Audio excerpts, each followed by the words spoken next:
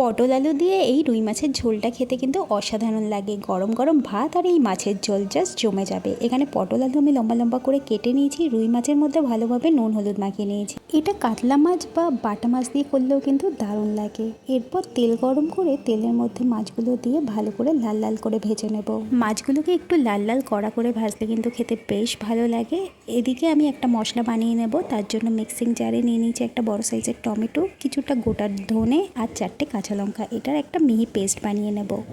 পটলগুলো ভেজে তুলে নিয়ে আলুগুলোকেও আমি ভালো করে লাল লাল করে ভেজে তুলে নেব।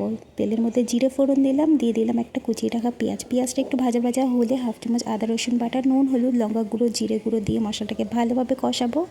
আর টমেটো ধনের পেস্টটাকেও দিয়ে দিলাম। মশলাটা থেকে যখন তেল ছেড়ে দেবে, ভেজে রাখা আলু আর পটলটা দিয়ে নাড়াচাড়া করে বেশ কিছুটা জল দিয়ে ঢাকা দিয়ে রাখবো।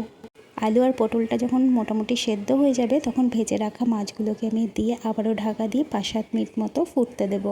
যতটা ঝোল রাখতে চাও সেই অনুযায়ী যখন ঝোল চলে আসবে, একটুখানি গুঁড়ো গরম মশলা ছড়িয়ে দিয়ে নাড়াচাড়া করে নামিয়ে নিলেই কিন্তু রেডি।